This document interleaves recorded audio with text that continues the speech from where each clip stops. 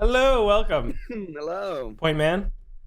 We've decided that for today's topic, we're going to be doing bird calls. First up was going to be the whippoorwill. No, I'm just kidding.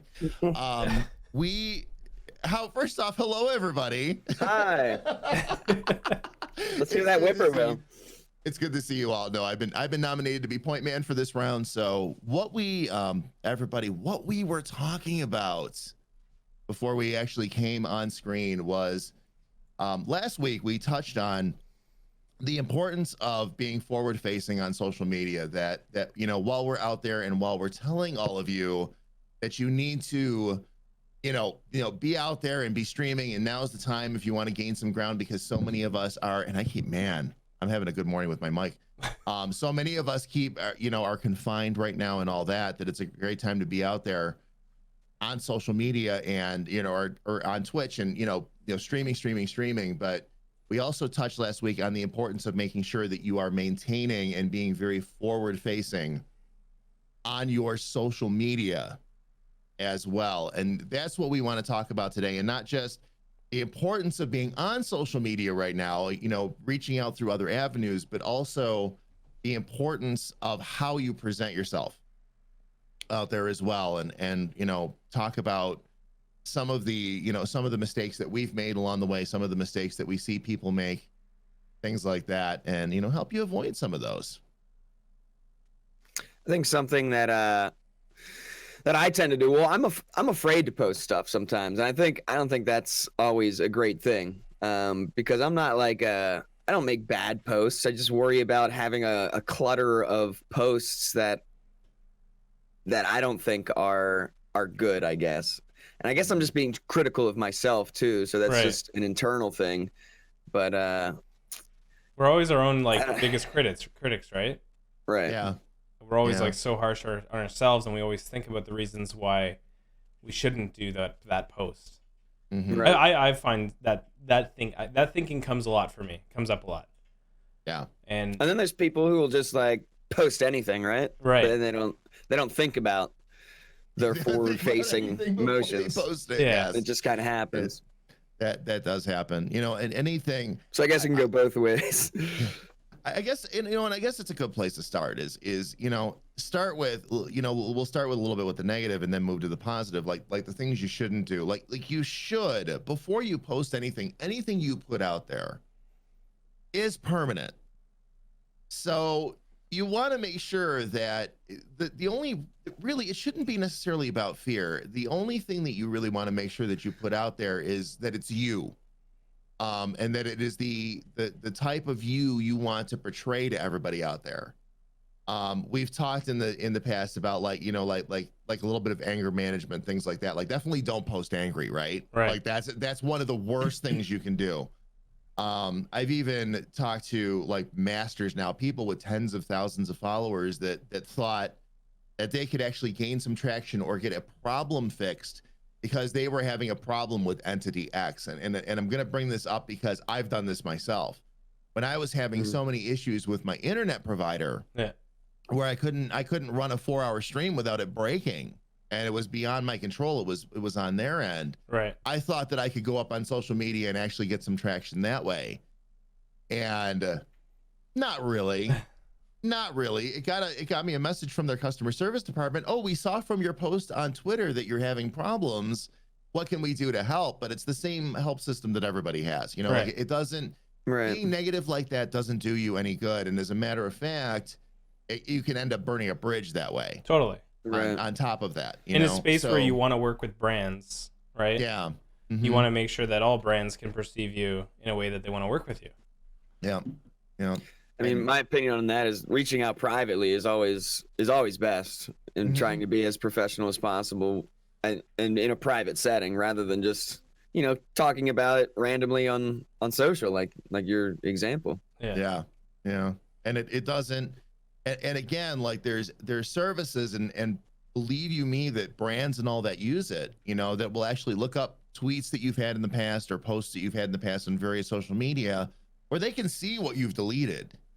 Once it's there, it's out there, and that's it. There's no taking it back. So I think that while we're, because as soon as you say that, as soon as you said what you said, my first instinct was to jump right on it and say, well, yeah, but you should operate without fear. But it's like, no, a certain level of caution before you post You gotta is check yourself wise. before you wreck yourself, right? Yeah. Pixel, do you want to mention like the questions and stuff? Yeah, guys. So we're trying to avoid reading chat for the first little bit, so just we can get our conversation going and do our thing. But you guys can submit questions through the Ask a Question with the channel points thing, and we'll get through them whenever we have openings, kind of thing. That makes sense. Mm-hmm. But yeah, and what Shen said in chat actually is something we talked about last week. Kind of that was one of my things that I like to do is I'll write if I'm ever in a certain mood and I'm posting or I'm whatever, sending a message, whatever it is. You write it out and then you just kind of leave it or you delete it, because by the time you get to the end of the message and you're thinking about it for a little bit, you probably said more than you should have, and you should have avoided some things, honestly. Yeah. But and that's just what happens when you post angry or when you do things like that and you're upset. Mm-hmm. Yeah, we were laughing last week about it's just a technique I use, recording myself angry and then playing it back so I can watch what I look like. Right. It's like, but really, like if you have to, it all goes back to stepping outside yourself a little bit. Right. And looking at what you are. It's like, are you the kind of person that you would want to hang out with? A lot of people, and I don't feel enough people do that. They don't look at themselves, whether they're watching VODs, whether they're looking at their social media, whatever they're doing.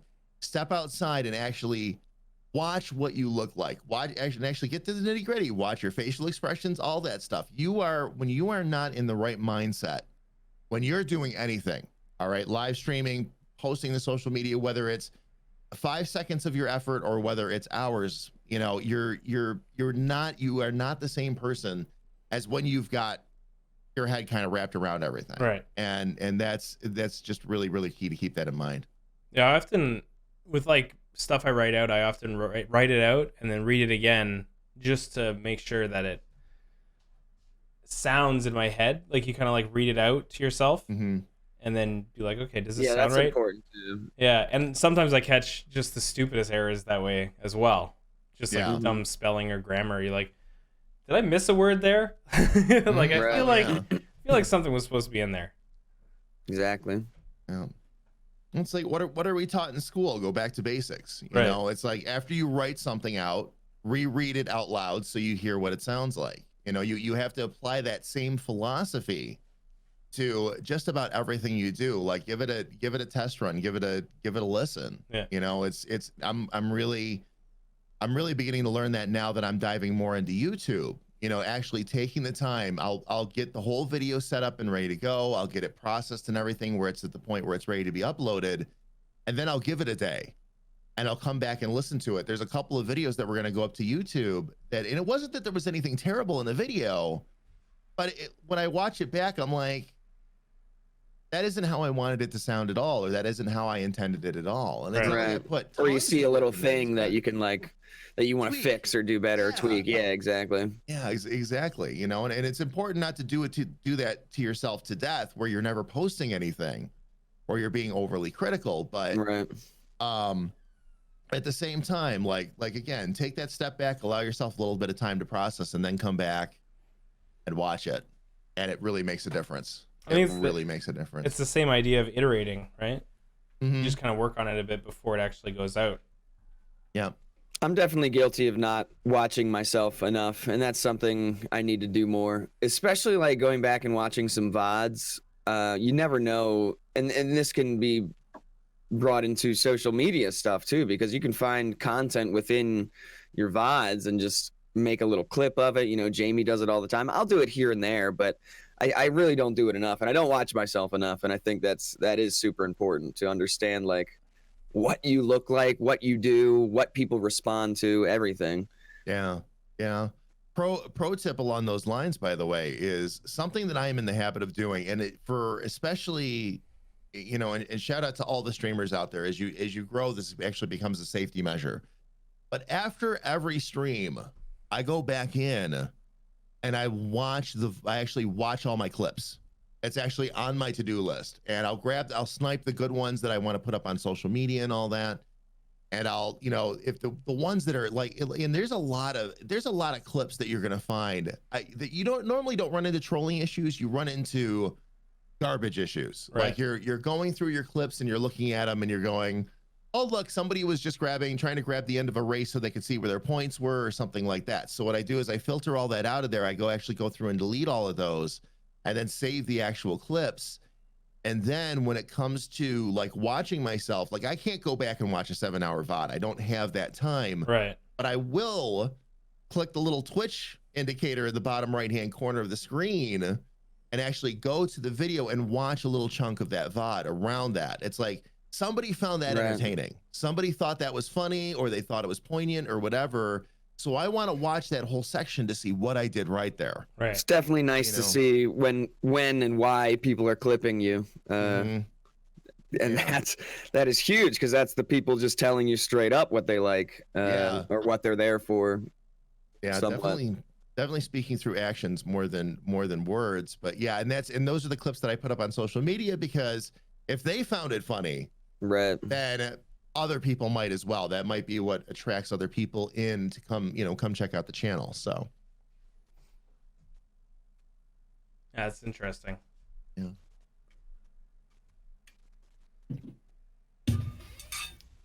There was something that I sniped out of chat, and now I can't remember what it was that I was going to respond to real quick. Somebody made a really good point, but oh, Shens, there it is. Making highlight clips of your stream is really helpful. Even if you don't publish it, just knowing what makes a good clip can really shape how you stream and your style. There's a little indicator that pops up on Twitch all the time when it comes to highlights. Like a lot of people that watch a highlight of yours will come back and check out your stream. It's a little bit along the lines of taking control of your content and controlling what people see. Like there's people now that what they'll do, they won't leave their whole VODs up for people to go watch. I leave mine up because I'm not worried about it. There's not much I'm worried about there. But instead of doing that, they will actually process their entire VOD every single time they stream, and they'll turn it into a collection of highlights. Like if you really want to know the real me or the best of me, right, there it is. I personally don't have time to do that, but if you've got the time to go in and mess around with your highlights a little bit, because that's part of how you put yourself out there in the world, that's not a bad practice. Or if like if you see a clip, like somebody grabs a clip and you're going back through that, and there was a whole thing around that, yeah, turn it into because you have the ability to highlight, your audience does not. So you can go in there and you can create 5-10 minutes of pure goodness, and maybe even download it, upload it to YouTube after a while. Just make sure you follow the rules, everybody, and wait 24 hours before you share that highlight, post that anyplace else, that kind of thing. That's such a good tool. I don't use that enough. Yeah, I definitely don't use the highlights enough.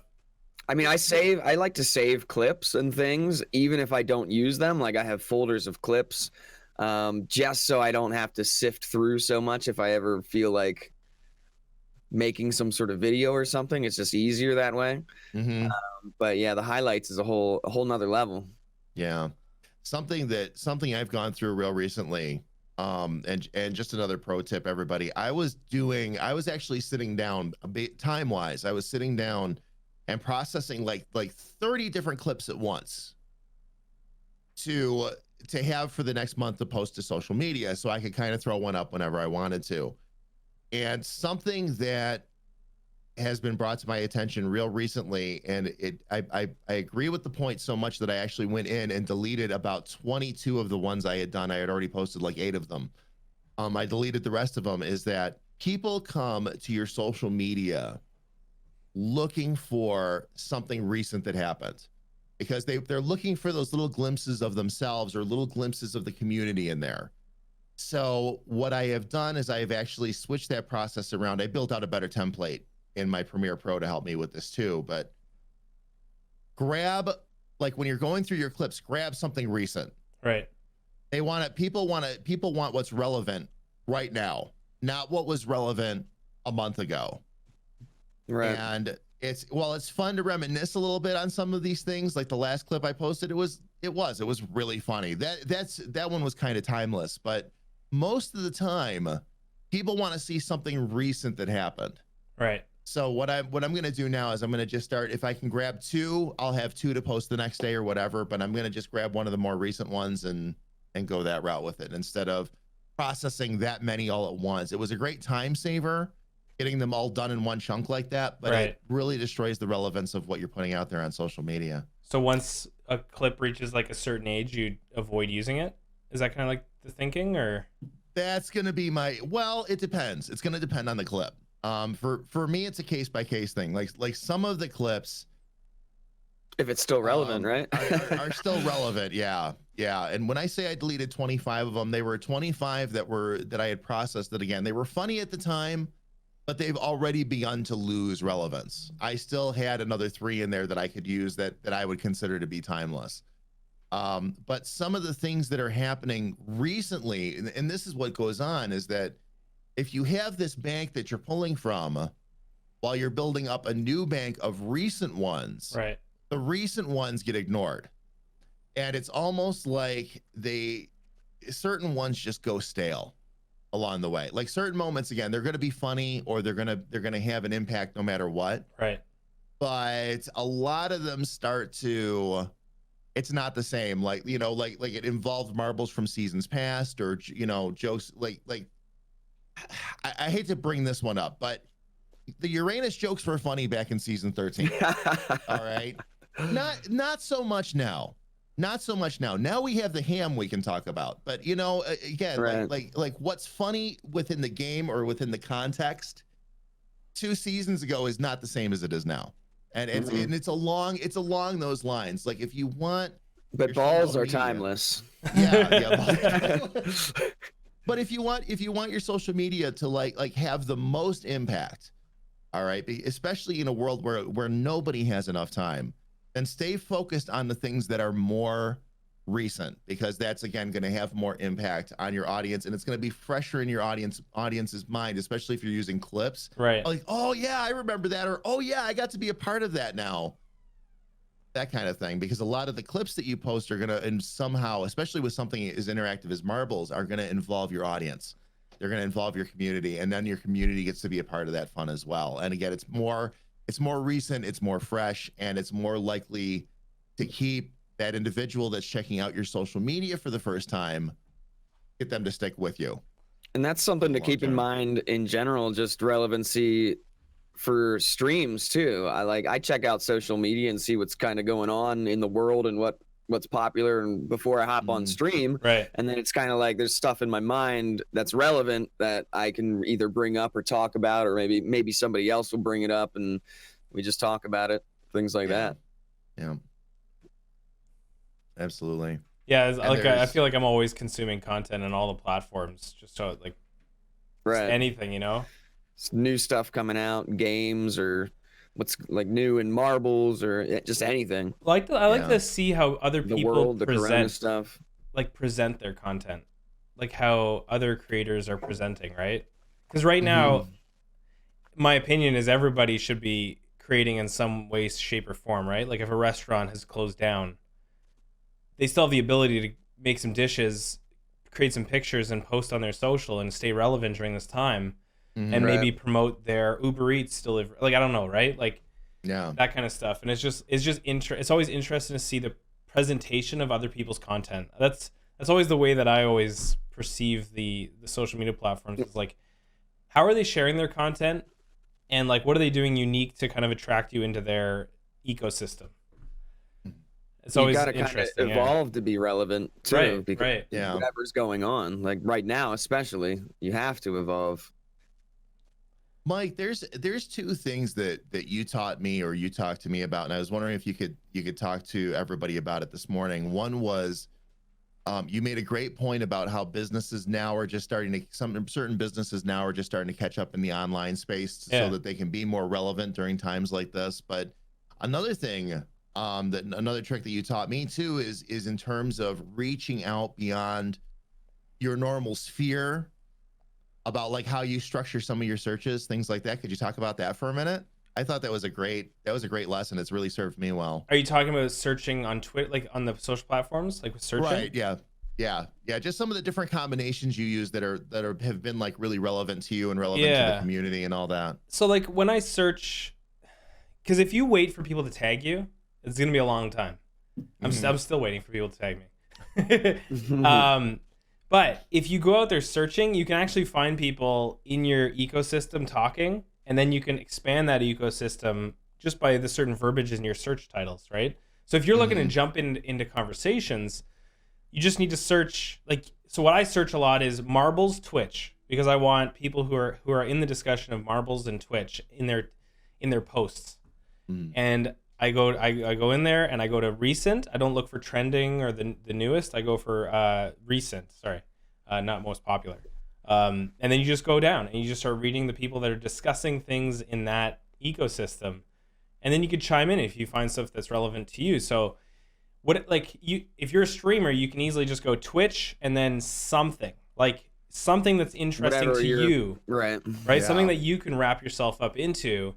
And then you can be opinionated about, and then jump in on these conversations, and people start to learn who you are. And I see this guy posting around, a lot now. Like, who is this person? And then you get that exposure, and people can start getting into your ecosystem and talking.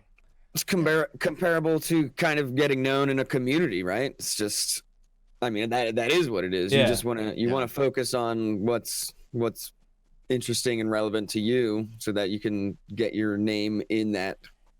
Yeah, exactly. And get known. And that's why a lot of like racers have now become streamers as well. Is like they've become so relevant, they have the opportunity to have a stream with an audience already, right? Just by going live, which is, I find that to be amazing.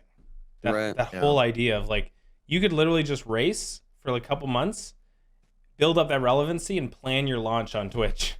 Yeah. Isn't that crazy?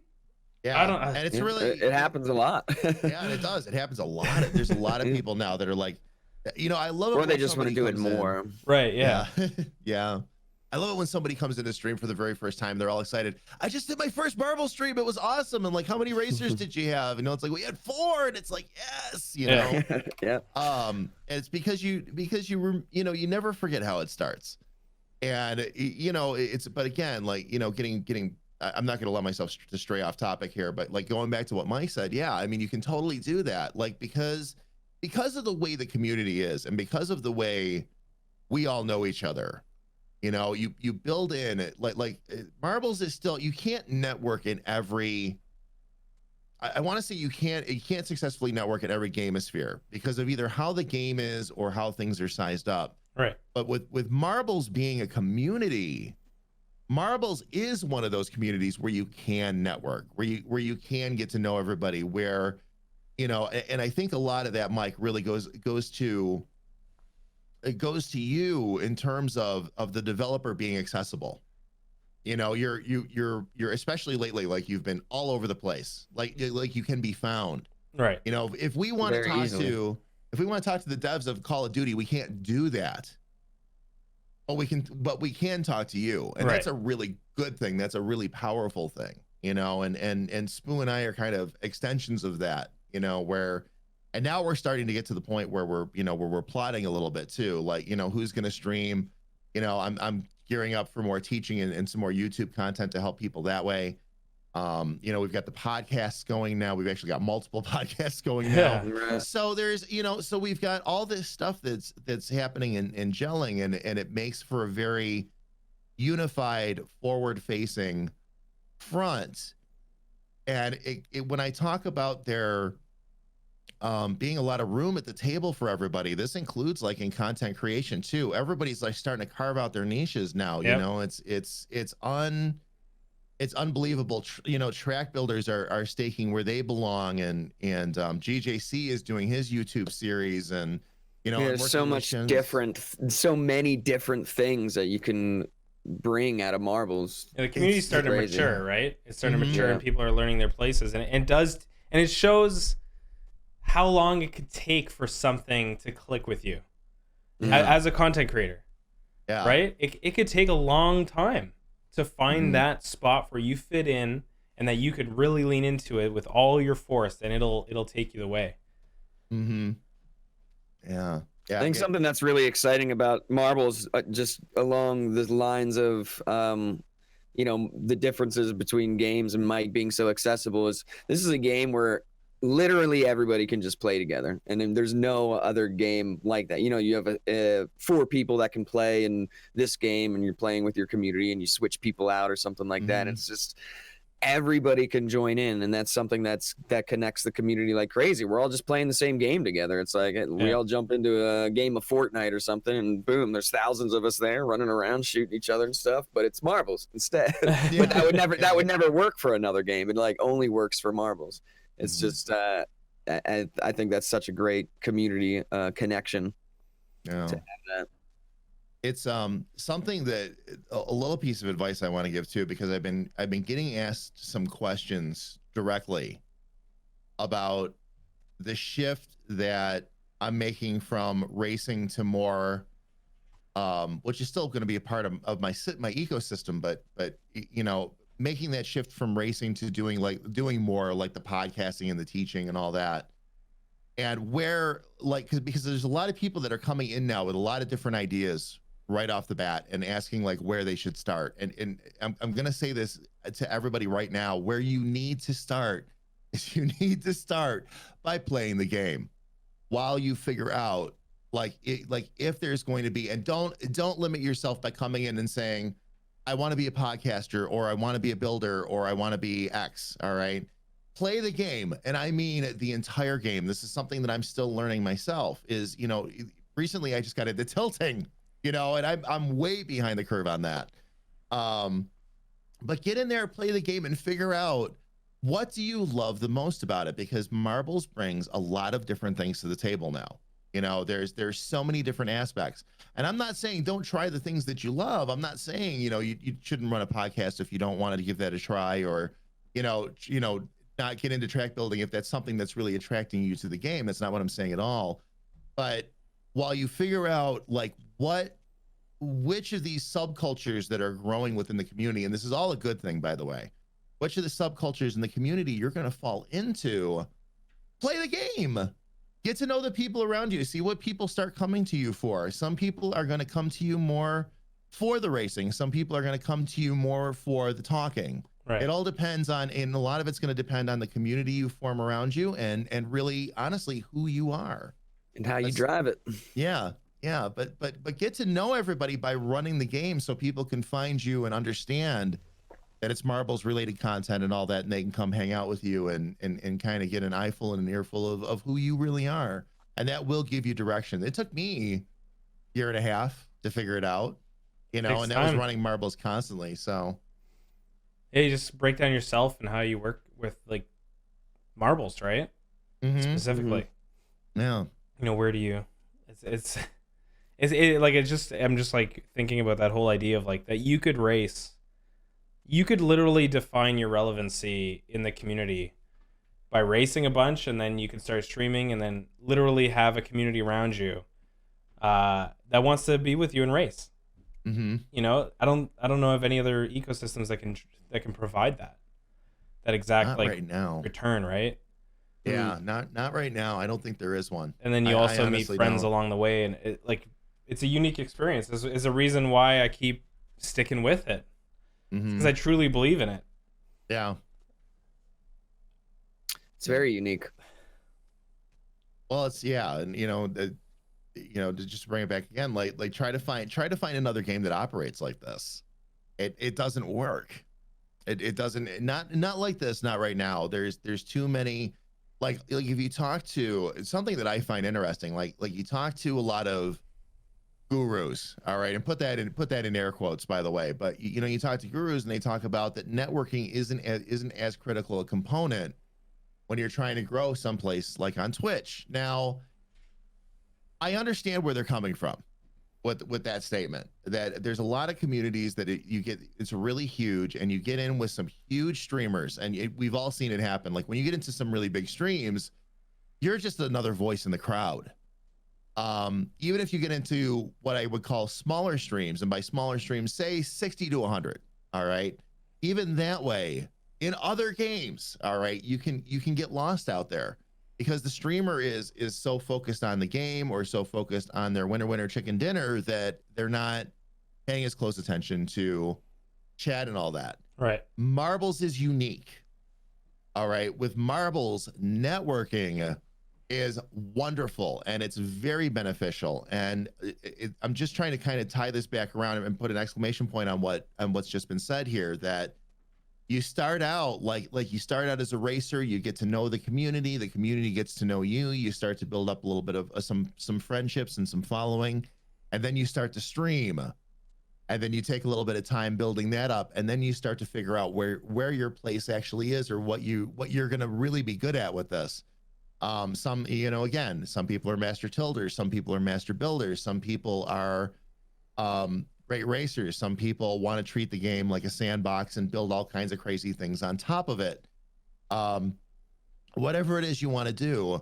But one of the other things I want to make a point of here while we're talking about all this is please be a little patient with yourself and give yourself a little bit of time to figure everything out. It's not instant. It never will be. Like, people will come rushing right in. They're like, yeah, nobody really knows who they are yet. Not that we don't want to. It's just that you haven't properly introduced yourself. And it's like, oh man, I'm running marbles races and I've got one marble going down the track or two marbles going down the track. How do I improve that? And it's like, get involved, get out into these communities and get to know everybody. And Marbles is such a great networking tool for that. I feel like it can guide you. It can just guide you without even you realizing it. And you're all of a sudden you're networking and you're gaining like a following of some sort, or people that just know your name, and it's like, and then you start thinking like, man, this is networking. Like, I'm doing it. It's a great tool for learning how to stream and learning a lot about it, because even if you're that beginning streamer and everything, a lot of times, of course, when you first start streaming, everything is very minimal. Your overlays, your alerts, all that.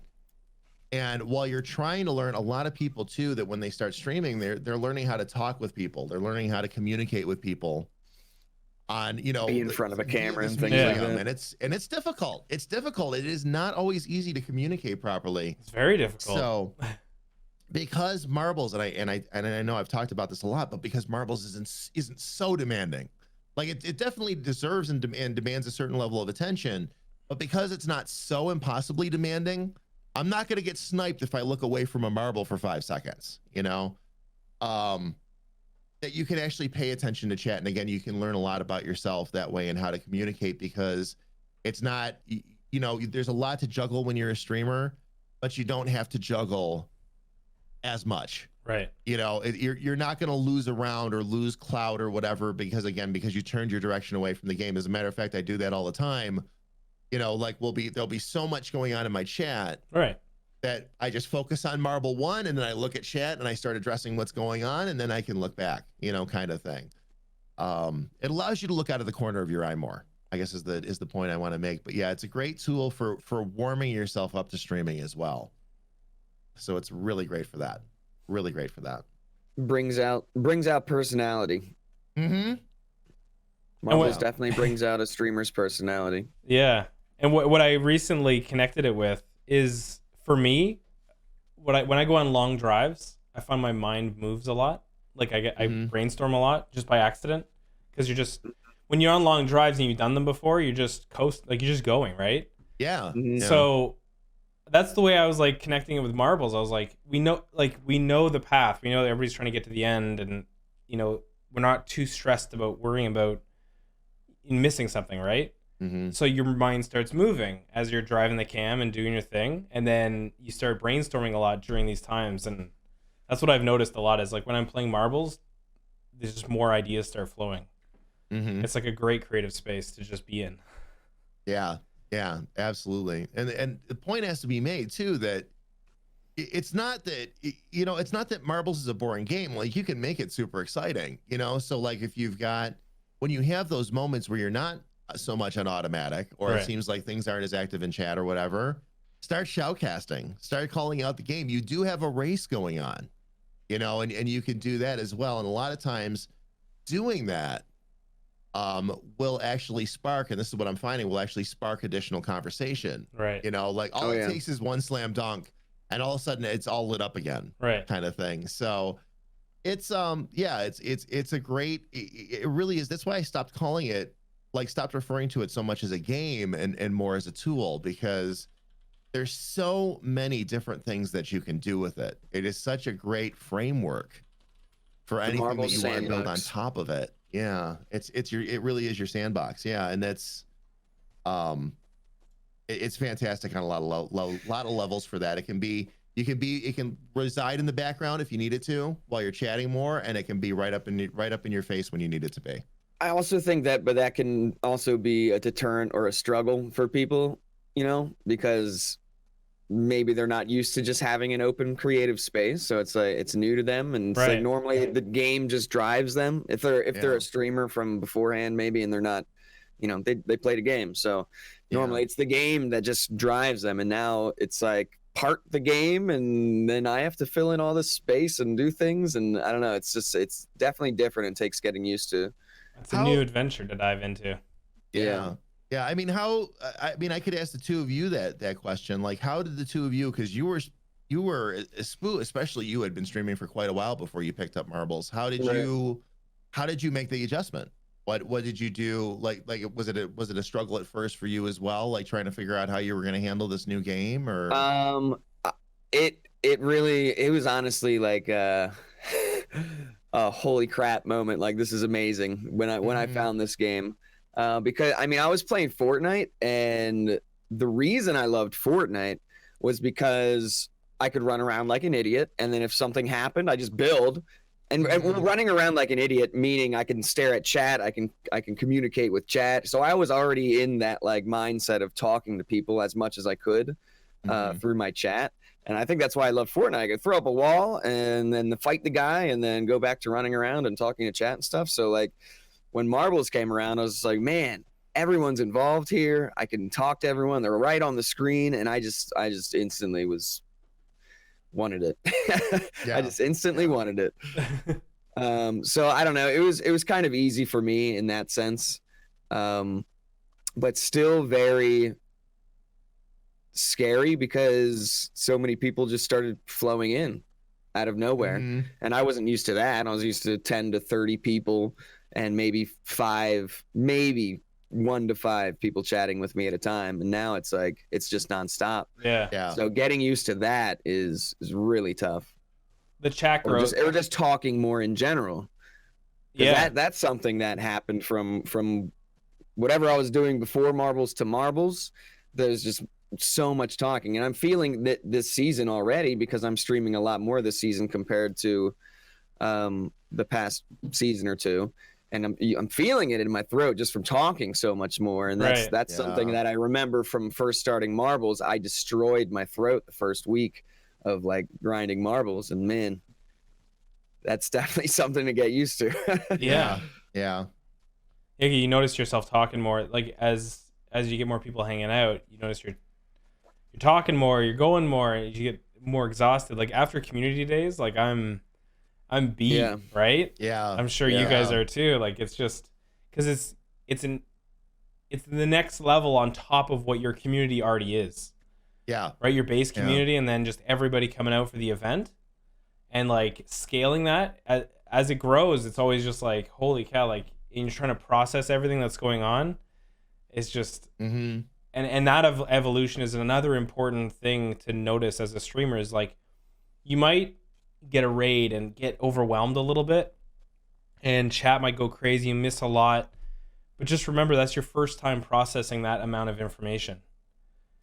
And you gotta just step back and go, okay, I got a massive raid, it blew my mind, I couldn't process a lot of that, but hey, we did it, and now we move forward, and now I know how to prepare myself. What were the things that kind of stopped me from being able to communicate? You learn so much from those things.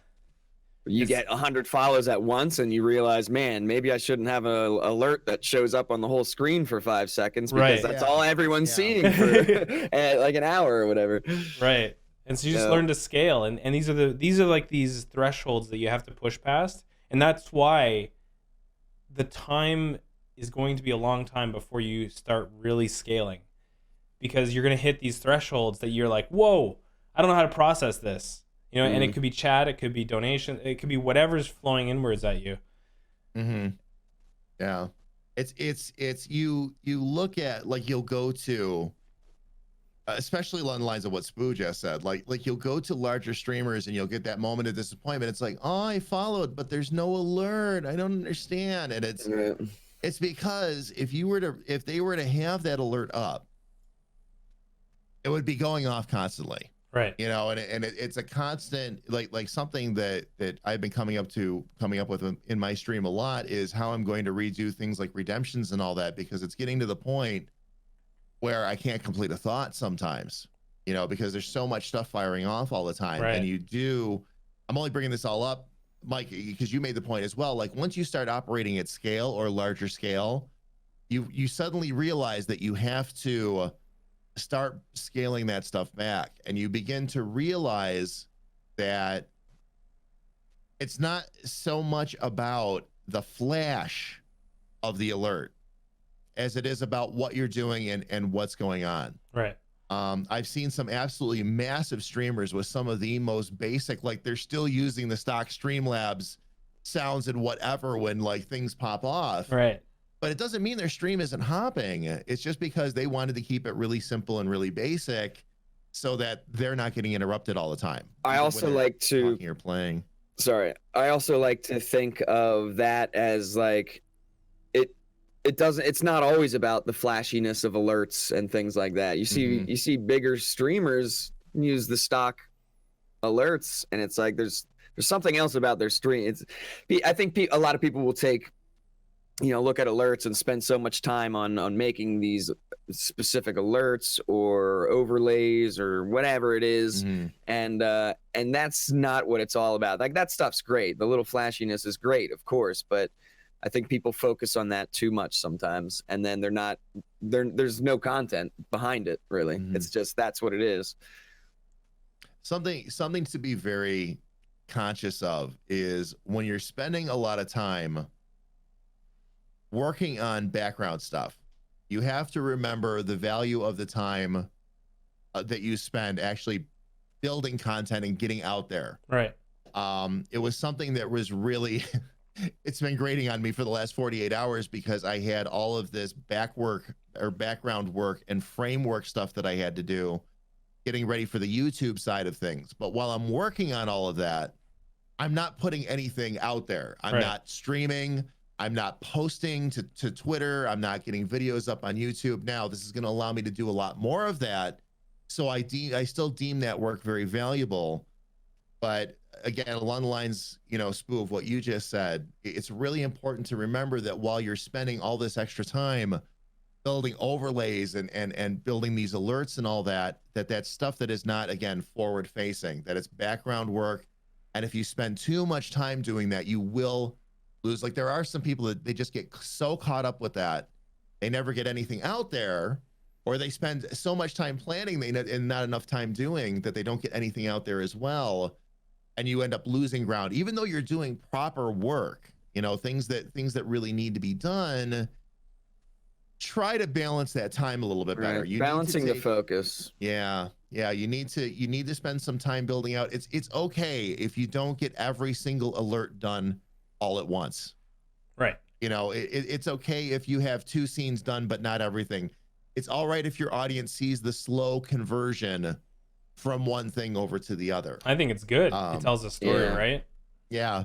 I was just gonna say, and some, you know, the audience may like to see that, and they feel like they're kind of a part of it when they see the streamer evolving through stuff like that. Mostly these days as well, because I feel like a lot of people are interested in streaming, right? A lot of viewers are interested in streaming, and if they can see little bits and pieces, it can get them excited about starting to stream too. Yeah. And you can really start diving into that community and like welcoming people who are just getting into it. And when you're making evolutions, you can even create content around that. It's like limitless, right? Yes, absolutely. It's like how much you could share. Yeah, for sure. And for those of you out there that have, and this is a lesson I learned very recently too, is for those of you out there with a little bit of money to spend, you're going to start getting to the point where you're going to realize that your time is worth something. And you shouldn't take the time to be doing certain things. You should actually be reaching out to somebody else, an artist or a service, to start to do some of these things for you. I could have spent hours building out my new overlay, and this is the reason I'm bringing this up. Is it's like, again, a lesson recently learned. Or I can watch a certain service, wait for a sale or wait for a deal to pop up or something like that, and have it all done for me. And what if you go to like I just like my latest theme and all that, I purchased that from Own TV because they give you so many resources that even if it's a stock theme, you can really build it out and make it your own kind of thing. But the point is that because I got such a deal on it, including everything like the bit badges and the whole 9 yards, well worth it, as opposed to spending hours of my time trying to build out something like that and learning the techniques I needed for After Effects and all of that good stuff.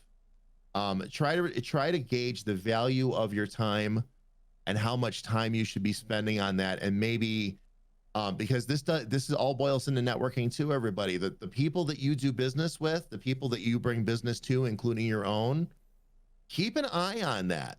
You know, if you get something from somebody and you really love what they did for you, then reach out to them and say, hey, do you have a partnership program, or do you have, you know, is there something we could work out here where I could promote you more? Never pass up those opportunities, because when you reach out for something like that and you yourself enjoy the experience that you had with them, then you can honestly speak to your communities about that as well.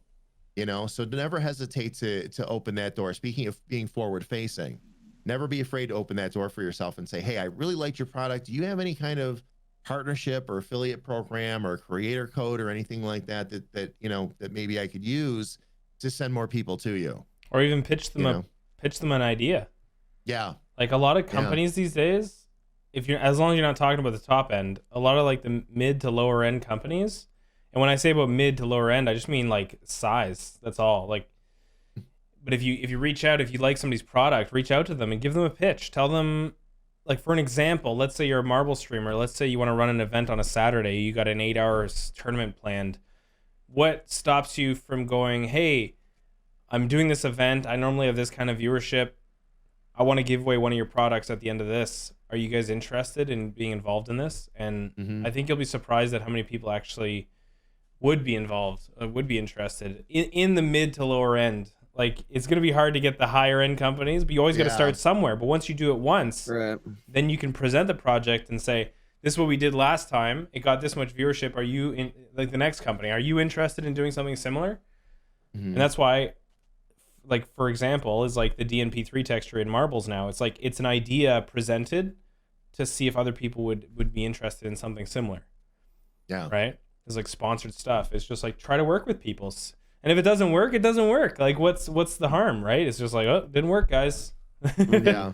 Right. And the absolute worst that any company is going to tell you is that, you know, they'll look at your viewership or whatever as you're building your influence and all that, and they'll tell you no.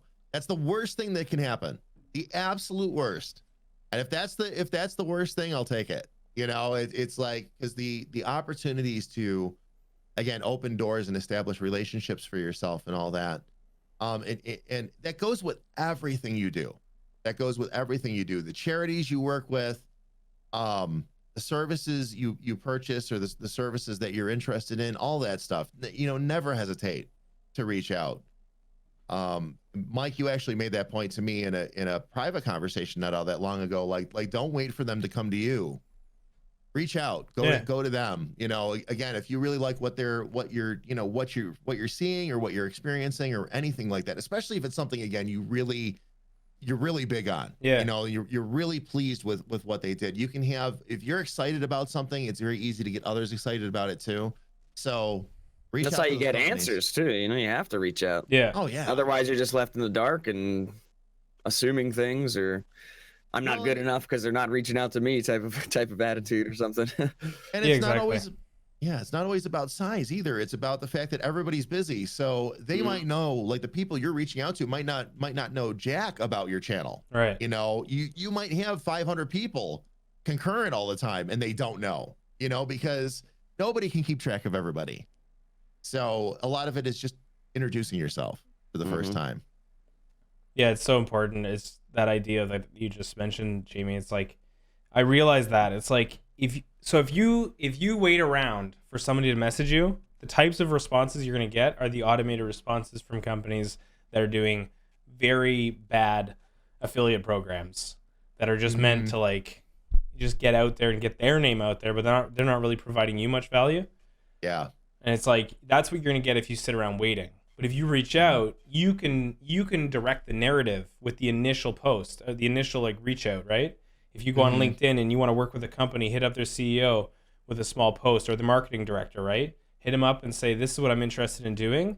Would you guys be interested in working together? And give them a full pitch. Pitch the pit and be excited about what you're doing. Because if you're not excited, how can you expect other people to be excited about it either? Yeah. Yeah. Exactly. You've really got to your enthusiasm for whatever you're doing, or the enthusiasm for the project. There's a little surprise project that I'm working on right now for everybody that like the people that I'm working on getting involved with me, because I was so excited, they're all excited. You know, it's like let's all get together and try to do this thing. Yeah.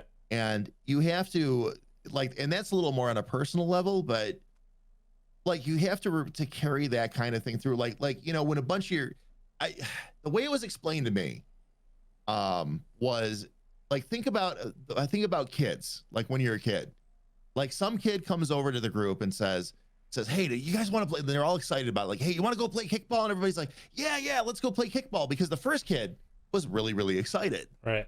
You know, and it's you know, that's playground mentality, but you got to bring that same mentality to everything you do now. It's like, because again, if you're nonplussed about what's happening, well, then everybody's gonna be like, all right, you can set the pace. I'm not sure how it's gonna be, you know. But if you come in, it's like, I have this great idea, you guys really got to check this out. And you know, again, all the energy's got to be there. You bring that energy into it, be the hype man. People are that much more likely to follow.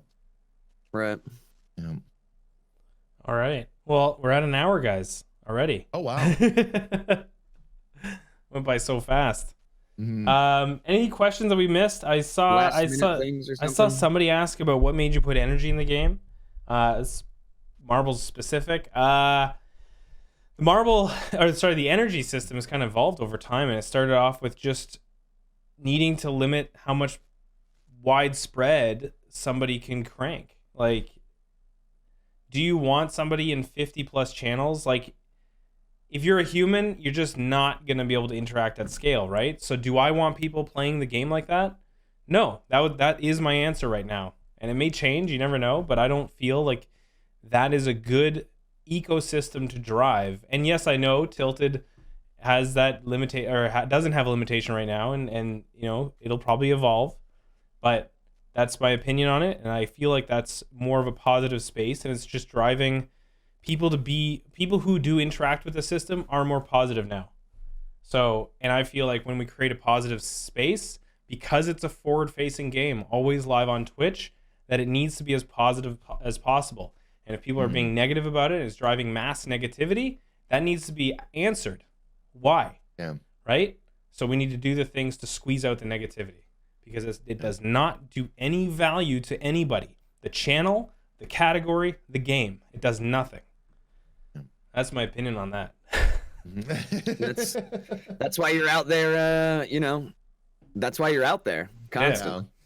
Because to learn these things, to gather the information about all of it so that you can evolve the game. Yeah. Exactly. Yeah. It's one of the watching. Greatest strengths. Yeah, we are watching. Yeah, it's one of the greatest strengths we have, is that it's you know, the you know, the head of the company is a streamer himself. So it makes a really big difference. It makes a really big difference. But yeah, it's, you know, we want people playing together. Like, and that's a good thing. You know, that's a really good thing. It always has been, and it always will be. You know, it didn't. You know, communities don't get built on point structures. Communities get built on people, Right. you know, and people interacting, and that's very, very, very, very important. We had this conversation a couple weeks ago when we were talking about, like, you know, how much we love our grinders and all that. You know, it's just, again, we wanted to make the system so that it you know, you didn't have to have 80 tabs open at once, and you could actually interact with the communities that you're part of and all that. And it's really the energy system, like, especially from the streamer feedback that I've gotten over and over and over again, telling me how much they appreciate the energy system and how they've actually been able to use it to connect with their communities further. And, you know, with that much positivity getting gelled right now, like you just can't argue with that. It's a community game. Yeah. Community being a very key word there. So again, that allows us all to be part of each other's lives a little bit more, which is really critical, especially right now. Totally. One thing I've noticed about the energy, and I've been like cranking, right, the last couple days, and 2 days ago, I cut out reading the energy returns that people were getting because I was like, oh, people are on the app getting it and they can check it there. But on shorter lists now, I came back to reading it because what it does is you're talking about it and the new people in the channel get to engage with it. And then I find I get more energy questions, and then I answer the energy questions. And so, yeah, so I've brought it back. And just an interesting conversation there even is just, you can cut things out because you think it's a little bit weird on you, but the value of it at scale with your channel, it could be something big. So there's nothing wrong with doing something and being like, oh, that was wrong. And then you switch back, or you know, just poke around, make changes. Yeah. It's a freaking great system. Yeah. Absolutely. All right, guys, we're going to close it off there. Any last thoughts? Spooo, Jamie? Happy Friday. Happy Friday, everybody. And we got Community Day in 1 hour, so we'll be here. And then Standard Damage is taking over. Yes. Back after 48 hours. It's going to be hype. Yes. Indeed. 48 hours away from the camera, everybody. I'm really excited to get back together with everybody, and especially in this big of a way. So come prepared, everybody. We're going to have a lot of fun today. We're going to get in there. We're going to roll. We're going to see how many prizes we can get out there for all of you. And I love community days just because it gives me a chance to hang out with everybody.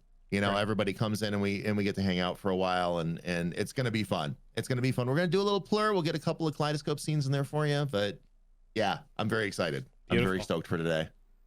All right, guys. All right. Great chat, and we'll see you Thanks guys for coming by at Community Day in 1 hour. Bye, everybody.